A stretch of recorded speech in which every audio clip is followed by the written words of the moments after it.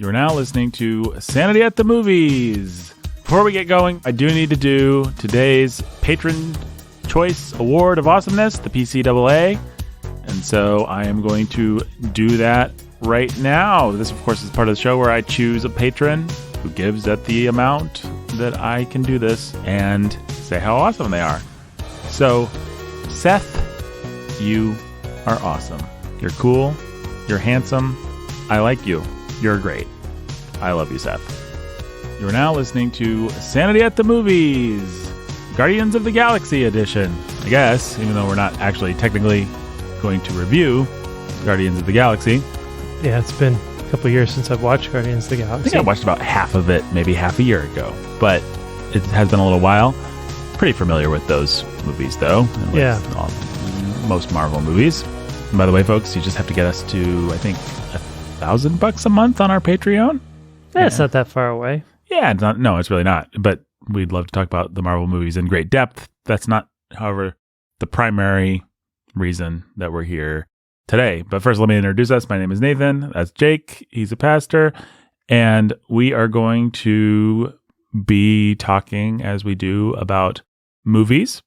And specifically today about, what would you say, Jake? The Guardians of the Galaxy-ification of discourse, maybe? Yeah, sure. We're going to connect. Here's what we're going to do, quite frankly. We're going to connect Guardians of the Galaxy to the current political, cultural climate and context and all that jazz. Exactly. Everything from, what are they calling it, CHOP now? Or CHOP, Chaz, Black Lives Matter, all the social unrest and upheaval that's been going on these last few weeks.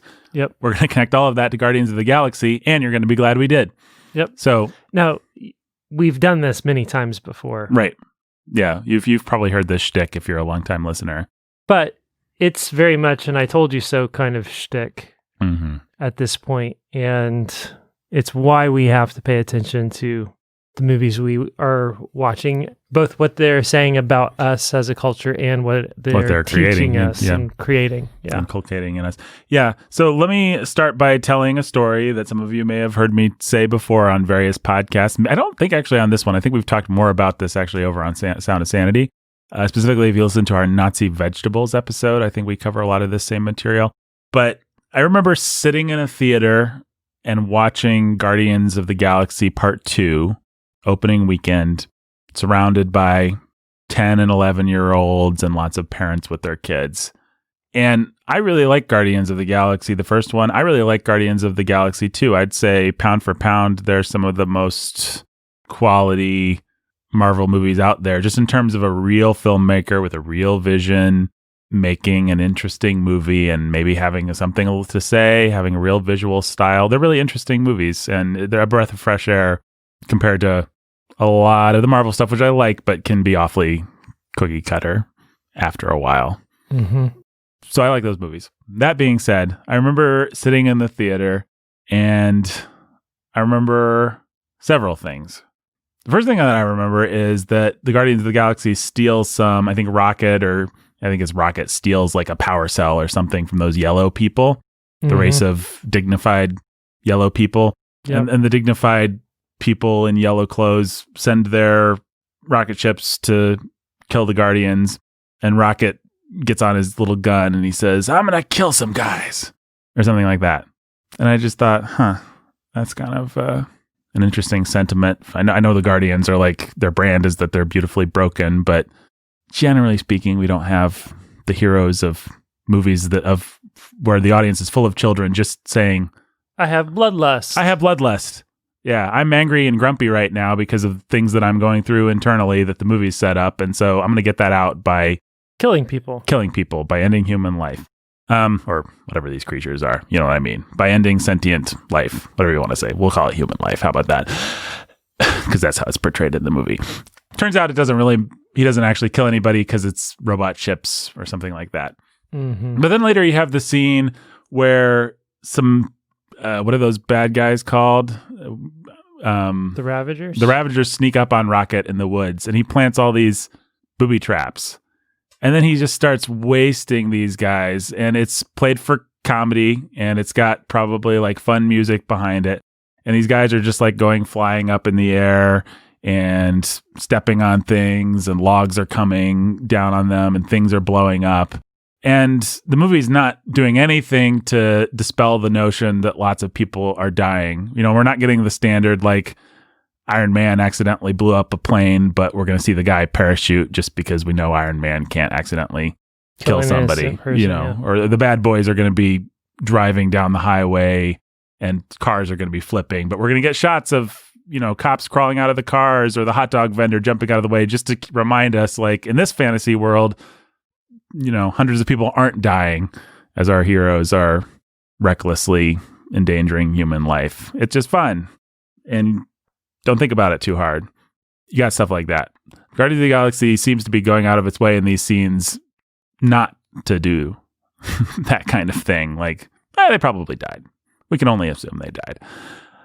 So you have that whole scene. And then you finally have the scene that really made me kind of sick, which is the Ravagers have been really mean to Rocket and to Baby Groot, and they've been pouring beer on Baby Groot, and they're just portrayed as disgusting thugs. And then finally the tables turn. Yondu gets back his little whistle arrow thing. And we have this long scene set to a pop song where in slow motion, this arrow is just going through guys and impaling them. Meanwhile, Rocket and Baby Groot are killing the crap out of people too. Yeah. Rocket's shooting people. Baby Groot is running, and there's one guy that was like particularly mean to Baby Groot, so Baby Groot grabs him and throws him off a ledge or something like that, and he just goes falling. And it just felt like, look, we've all watched hundreds of movies where good guys are wantonly wasting bad guys left and right. You watch a Star Wars movie and they're just mowing down those stormtroopers, but somehow this just felt different, and I began to feel really bad about being in a room with kids who were watching this stuff. It just felt like, wow, this is really mean-spirited and violent, and we're not going out of our way to make it seem like our heroes had their backs up against the wall, or like they had to do this, or like it was a battle, or was in any way more than one-sided. It's just like our heroes, quote unquote, suddenly got the power. The tables turned in their favor. They had the advantage, and so that's all they were waiting for. That's all they were waiting for. And once they had that, they just were going to gleefully slaughtered these people. And the movie has stacked the deck against these bad guys by just showing them as jerks. They pour beer on adorable little Baby Groot. They kill, Yondu's guys. They send them into space. But even then, somehow it feels bad to me because of the wantonness and the glee. And I just started thinking about this, and I went back and I watched the original Guardians, and it has a lot of stuff like that too, where the prison keeper guys were really mean to us, and now we're going to get the advantage and we are going to just slaughter them. Peter Quill is going to sneak up behind the guy who stole his headphones and just smash him over the head with something that looks like he didn't probably survive that. And it's supposed to be fun, and it's supposed to be cool, and it's supposed to be what a person would do who's a cool person in a situation like that. And I tried to put my finger on, it's not really all that easy to put your finger on, or it wasn't for me, why that bothered me, because it doesn't seem all that different from Luke Skywalker just killing stormtroopers, or from this or that. And so I think I talked to Jake, we've talked about it on some podcasts, we've kind of talked around it a lot. What I realized and what we realized made us feel bad about that was that it sets up this narrative where it's not about morality. Like in a Star Wars movie, it is in fact about... It is actual war. It is war. And it is actual good guys versus actual bad guys. And it's, at the end of the day, Guardians of the Galaxy, as much as it pays lip service to it being about good guys and bad guys, it's not really about the fact that the Ravagers are bad guys, because everybody in that universe is a bad guy. It's just... Yeah. It's about the fact that they personally offended us. It's about the fact that they're not for us, they're against us. It's about the fact that they are the other. And they are therefore demonized and dismissed as worthy of not just being slaughtered, but as worthy of being slaughtered for fun and for personal growth, basically. Yeah. There's nothing fun about killing stormtroopers. Stormtroopers are blowing up planets. Right. You have to stop them from annihilating entire planets, entire civilizations. Right. And some Jedi or some Star Wars heroes might be more ruthless in doing that. But everybody's playing by the same rules. Like, we understand, the Stormtroopers understand that there are good guys out there that might kill them, and the good guys understand there are Stormtroopers out, and that's just what happens. It feels like a wartime scenario. When John Wayne kills a guy in an old John Wayne movie, oftentimes it's because there's some kind of a personal thing. He's the Indian chief that stole Natalie Wood and the Searchers or something like that. There'll be a personal vendetta a lot of times, but it'll always feel like somehow John Wayne, in fact, is operating within the confines of law and order and for law and order. Well, he's got a code, and that code is different than anybody else. Right. Right. But he follows it. And he follows that code. The only code that you see in the Guardians is us first. Yeah. Us and them. Everything's bifurcated. In those movies, you were either one of the beautiful, broken people that we're meant to identify with as an audience. You're one of the Guardians. You don't do all that much different from anybody else. You rob, you steal, you plunder, you kill. But you're family, and you're sympathetic because you were hurt in a certain way that's understandable or something like that. And the audience is supposed to understand that you're sympathetic. Over and against that, we have people who don't seem to deserve a right to life or a right to much of anything. We just have the others, and they can be killed and slaughtered and taken out as you see fit because they're not us. They're them. Once you begin to notice that, you begin to see it in all kinds of modern action movie contexts, particularly. When you try to... So these movies, they make a show of trying to say the morality here and the morality in war and the morality everywhere is really gray, and it's really complicated. And so then what they try to do is to pull away the really bifurcated black versus white, good versus evil. But then all you're left with, if you remove an objective standard of morality being the motivating issue and say that that's trite and an oversimplification, is just... These are the people that I like, and these are people that I don't. Yeah. And if I don't like them, then I can do whatever I want to them. And I don't have to feel any weight about what happens to them or about the choices that I make. I really can be Rocket Raccoon and just kill people because I woke up on the wrong side of the bed, and it would feel really nice to do that right now. It doesn't have to rise to a level that's any more meaningful than that. I'm deeply insecure about being loved, and so I'm just going to put on a shell of anger. And what these movies inevitably do is, because they don't actually believe in any kind of traditional morality, because we can't just say this guy's bad because he is a bank robber who has broken the law, and so John Wayne, as an agent of the law, must shoot him. And John Wayne has been given the sword by the government, which has been given it by God, and so he must now go shoot this guy, and that's how... Because we all fundamentally understand at the end of the day that the rule of law is right, and if there's a problem in these movies, it is that the rule of law doesn't exist. Right. And you have these agents of order out there that are essentially operating to establish or in place of, or because of the lack of the rule of law that we all understand is the right way for things to be. Well, in these movies, there's no ordering principle like that at all. Yeah. There's no assumption that the rule of law is right and necessary and good. But it's an action movie, so we need action. We like to see violence. We like to see people kill other people. And so instead of just saying, well, those under the rule of law, those guys are the bad guys, and so John Wayne is now going to shoot them, and we are going to have our fun action movie. What you have to do is somehow demonize the other people, strip them of their humanity. And so in a Guardians of the Galaxy type context, you'll just make them jerks that pour beer on baby Groot. Yeah, and in the context of Indiana Jones, you'll take the cheap cop out of saying they're Nazis. They're just Nazis. Indiana Jones doesn't have to consider whether America is actually at war with the Nazis or not at the moment. He doesn't have to consider anything. They're Nazis. Mm-hmm. Therefore... Or frankly, and it'll be interesting to see if Indiana Jones gets reevaluated under the new rules of political correctness. Frankly, they're just other. It's just an Arab swordsman. I can shoot him. I mean, who cares about him? Oh, they're just Aborigines in the jungle. Yeah. What does it matter? Like, they're not me. Yep. They're other.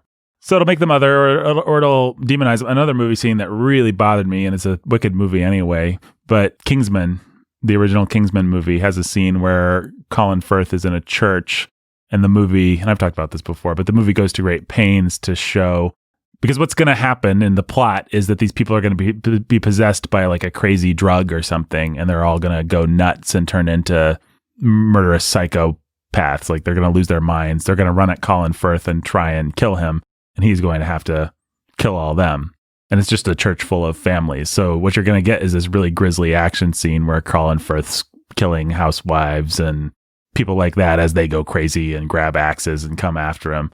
But in order to justify that scene, like if we just had an innocent church full of people go psycho, we wouldn't really be able to enjoy Colin Firth just dispatching them dispassionately. Yeah, we would need there to be a way of neutralizing them without killing them. Right. But what we want is to do a really grisly set piece because, I don't know, as filmmakers, we're sick, I think, and wicked. Like, it's just, there's no two ways about it. We want to satiate our bloodlust, and so we have to, but the problem is most people identify and feel empathy for a church full of people. And so we need to somehow make them the other. We need to demonize them. We need to strip them of their humanity. And what the movie does is really cheap. It has the pastor giving a horrible racist sermon, and it puts it in the South and gives everybody a Southern accent and makes everybody kind of low class, and just has the I don't remember whether it's all racism or whether there's also some sexism, but it just makes these people into conservative boogeymen, into racist, sexist, redneck stereotypes. Yep. And the movie goes out of its way to give you a couple minutes of, the pastor just with spittle on his mouth saying horrible, what the movie thinks are horrible things. I'm sure some of them are, but it's a total red herring, right? And I felt personally insulted by it. Like, wow. This is what they think of us, and this is what they are banking on people fantasize. This is what they fantasize about doing to us, and what they're banking on people fantasizing. They think this is going to be cathartic for a whole lot of people. Yeah, and so and they knew that if they just showed a church full of average Midwestern kind of people like you, Jake, or me, people would have innate empathy for us and see us as the complex, interesting, sinful. But if we can give them Southern accents and dial it up just a little bit, then we can make them into a boogeyman, into a. They're Nazis. They're racists. They're, once we've hit the label that we can use. Now Colin Firth can just kill them in the scene. They're racists. Yeah. Okay, let's kill them. Right. So what this does then is it teaches us that if we can label somebody as other, and that other is an other that we have already dehumanized and constructed a dehumanizing, a whole bunch of dehumanizing traits to, once we slap the label on you, it's over, you're other, and you can die. Right. And we can kill you with as little compunction as we want, with as much joy as we want. Like, we don't have to make any serious decisions about whether what you deserve or what might be just, because or law what might be good. Or rule of law doesn't come into play. No, that's just a construct. Like, it's nothing. Are you a statist? Are you a racist? Are you a somethingist? Then, and here's my personal standard of what that means and everything that goes along with it. And now, boom, it's over. Yeah. You've been defined as the other, and therefore you're worthy of extermination. This is just This is a lot of the anarchy that's happening in our society right now. And it is in fact what the Nazis did. Yeah, it is proto-fascist. And that's the irony. It's exactly what it is. It's so ironic. Yeah, we are going to turn the Jews into monsters, and then we are going to turn the homosexual. We're going to turn giant swaths of our population into the other, demonize the other, and then exterminate it. Yep, and pin all of our problems, personal problems and societal problems, on this other, and say if we could only just be rid of this other, then all our problems would go away, and that's just what's happening. Yeah. You see, and the fact is that it's such a polarized, part of the problem is, or the difficulty, or the who knows where this is going to end, is Jews in Germany were a very small, easily disempowered minority. Southerners are not. Right. Texans are not. No. Right. And I don't know, it's headed in some wild directions, but what scares me is that mindset of the other really is characteristic of lots of people on both sides of this. Right. Where you can't even try to stand in a complex middle. No, you can't. And that's because, the instant that you say, yes, Black Lives Matter, but Black Lives Matter. I'm not such a big fan of Black Lives Matter, the organization. Then you're a racist, unless you adopt the whole party line. The instant that you say, yes, statism is a problem and government overreach is a problem, but there is a legitimate time, use of our civil government, and there's a legitimate time to submit to our civil government. Well, you try to parse that and you're a statist. Right? You turn around and you say, I am not with the Black Lives Matter crowd, but I do believe that Black Lives Matter. Well, now you're anti-police. Like, everything is just like, how quickly can I characterize you as other and demonize you unless you follow and toe my party line? Yeah. I mean, the place where it feels especially arrogant and wrongheaded to me is in the way we turn complex historical events and people into other, like all the statues that have been pulled down. It's like, George Washington did own slaves. That's not a good thing about George Washington. Is it possible that it was a little bit more complicated to that? Is it possible that some of our founding fathers and some of the people that wrote the Constitution and some of the people around the time of the Civil War that just weren't straight, vehement abolitionists had complex ideas about how to solve a really complicated problem that Western civilization had gotten itself into? George Washington took great pains, if my memory serves me, to make sure that his slaves would be freed, and he was against slavery, just to take one random example, because I just saw something about another Washington monument going down and somebody saying that Washington State needs to be renamed. George Washington found himself with a complex problem and didn't seek an easy solution and didn't have an easy solution and had to think about things like what suddenly freeing all the slaves would do to the economy and how the southern states would feel about that.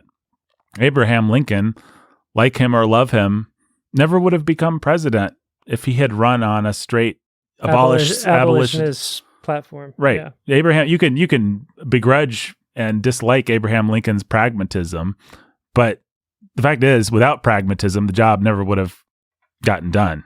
And so, not to turn this into a racism podcast or anything like that, but it's just like these people occupied complex, interesting, tragic places in history.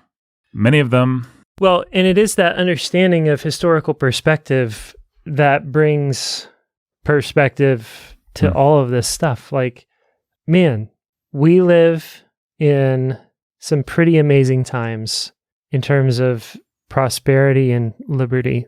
Just if you're looking at it all historically. And it has taken a long time for the world to get to the place where it is. Yeah, it has. The way that you, not to be a progressive, but the way that you make progress is you stand on the shoulders of the men who've gone before you. Western civilization is built on the wisdom of honoring your fathers, not rejecting them.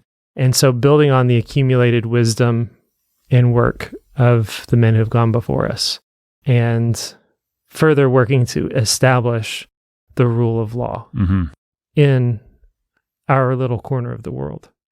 And so to come to the place where we're as prosperous, as peaceful, as free as any society known in the history of the world, and say, and therefore we're going to abolish the rule of law because it's not good enough. That's just as backwards as it can possibly be. Historically speaking, like, I'm sorry, but Judeo-Christianity came along, changed the Western civilization. We actually kind of, we dealt with the chattel slavery problem. It took the world a few thousand years, but now it's something that exists in like backwater third world countries. And like we worry about like white slavers and yeah, those things are evil, but it exists where the West has not exerted its, it exists where Christendom has not been.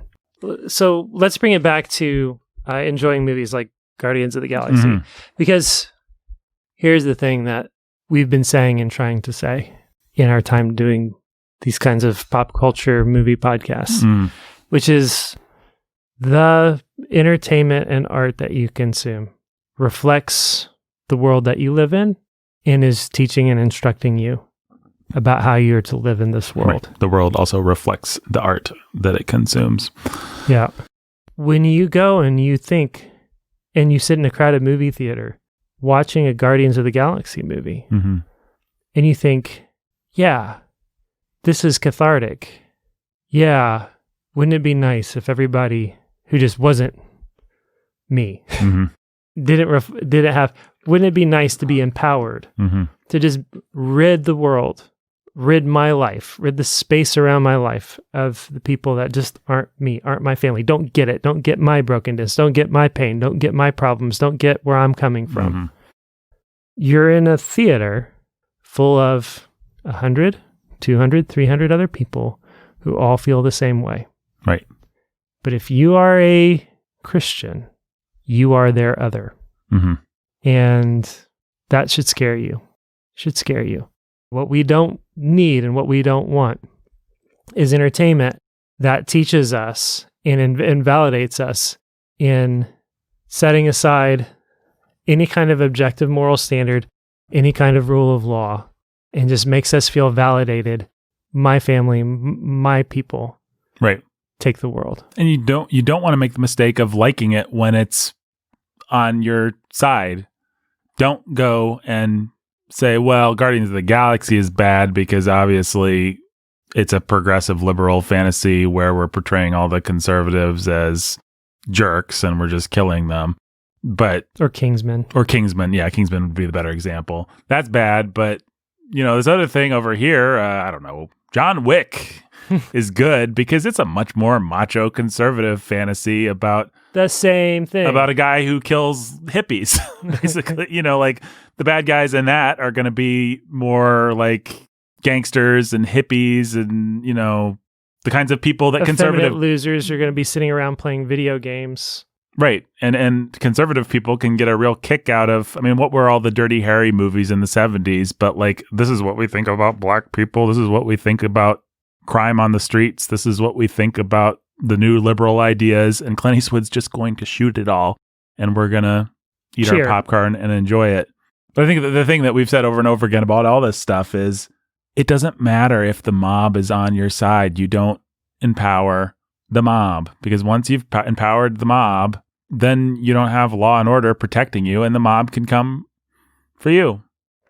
At the end of the day, it has to be about, get this, honoring the God that made the universe, honoring the God who has established a moral law, who's established a code, who established justice, and has determined and weighed it all in the balance, and has commanded us to do likewise, and to exercise justice and to love mercy. That's it. Freedom is, a society is only as free as it embraces the rule of law. And outside of that, things get They get terrifying really quickly for everybody, and it doesn't matter which side of the mob you're on, because you can be team mob, but you better understand that vengeance is the Lord's and he will repay. Well, great example of that's happened within a few weeks of us recording this. You have J.K. Rowling, who, she's recently come out with stories of how she was abused and how she became a hardcore third wave, fourth wave, whatever it is, feminist. And you couldn't get that much more woke than what J.K. Rowling thought she was. But now the woke mob hates J.K. Rowling. She doesn't correspond to exactly one of their values. She does correspond to all their other values. And suddenly she's out. She's out. She's the enemy. She's the other. And that's when you want some standard besides the mob, because the mob can be fickle and it can change its mind quickly. And the mob's out to lynch just about anybody that doesn't agree with it. Mm-hmm. That's why I don't have any patience for people who say, well, yeah, the anarchy's bad, but they've got a point. It's like, I don't care if they have a point. The anarchy's the problem. The anarchy's the problem. The point was never the problem. It's not about the point. It's about when people take the law into their own hands. That's bad in and of itself. And it only leads to more violence and more anarchy. So I guess you can never enjoy Guardians of the Galaxy or watch any movies that aren't old John Wayne movies where good guys wear white hats and bad guys wear black hats and bad kids get spankings. Bad kids get or spankings. Bad wives in that case. Yeah, bad. Yeah, exactly. Well, no, actually, that's not what we're saying. Actually, John, it's funny that you should bring up McClintock, because I think that's actually an example of John Wayne was already playing with the idea that it's fun to just be your own law and order. I mean, John Wayne, he's a contrast to Guardians of the Galaxy because they're so much more nihilistic in the way that they do their version of this mentality. If you watch John Wayne, like, he takes the law into his hands all the time. I mean, what's the fun of John Wayne spanking his wife if not, well, I'm just going to get the job done. It doesn't really matter what's right wrong. Or what's wrong, but I'm John Wayne. I can get the job done in 5 minutes. Takes the rest of you poor husbands, your whole lives. You have to like have a relationship with your wife and talk to her and process things. I have a relationship with this stick. Right. Exactly. That's all I need. That's all I need. Problem solved. So John Wayne, I mean, I just watched one the other day. It's called The Sons of Katie Elder, and the whole movie's like some of the guys killed Mr. Elder and sent Mrs. Elder to an early grave, and they're all the woman, John Wayne, you can't take it into your own hands. You can't get revenge. And then at the end, he's just like, I think I will now. And then he kills the bad guy. So it's not like all the old things were good and all the new things were bad. The point is, watch with discernment and don't let your kids especially be inculcated with wicked values. And trace the decline, right? Yeah. Why does John Wayne taking it into his own hands lead to Guardians of the Galaxy? Well, it starts with, in a cosmic sense, that guy had what was coming to him. Right? And it was objectively true. Well, and John Wayne movies are always going to pay 100% more lip service to law and order than... So it's, in some sense, it starts with a lot more hypocrisy and a lot more lip service and a lot more finagling of the line.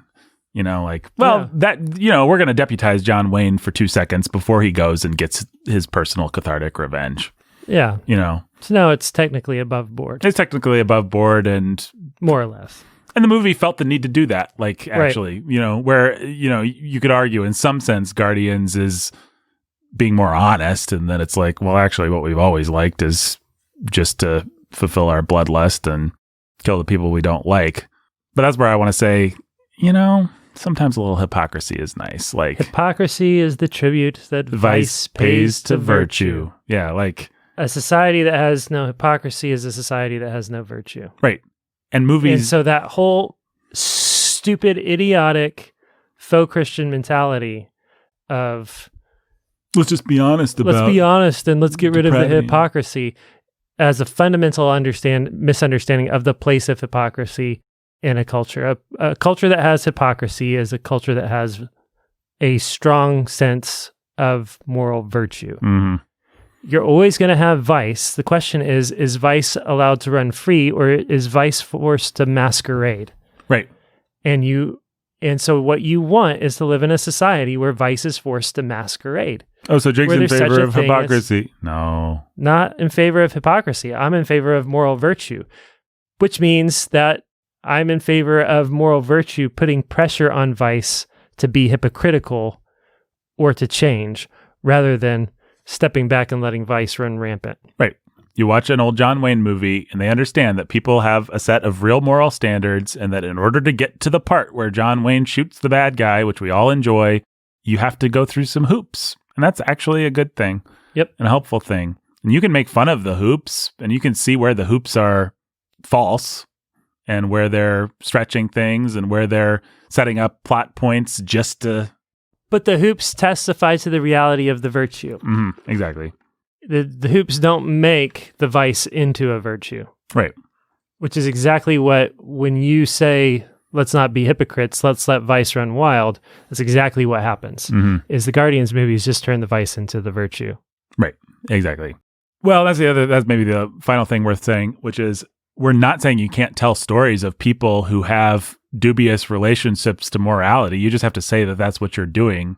If James Gunn wants to tell a story about broken people who are lawless, I think there's a place to tell that kind of a story. Broken people who are essentially lawless, who still find a way through their brokenness and lawlessness to do something good, is even an okay story. Yeah, I don't mind any of that. And it is, in fact, what makes the Guardians movies work to the extent that they do. But you have to acknowledge what you're doing morally. You have to testify to God's law, which means at a certain point, one way or another, Peter Quill and his friends either stop wantonly killing people or you make them pay a price, which Guardians will never do. It'll pay lip service to it. You know, they'll get in trouble. And that's why the Guardians movies were so refreshing to people, is because they were untethered from the sense of being in a world inhabited by people, by the rule of law, by a Captain America and an Iron Man. Mm-hmm. They couldn't escape that. They turned, the Guardians, Wild West, Frontier, and they said we could let it all run wild. Mm-hmm.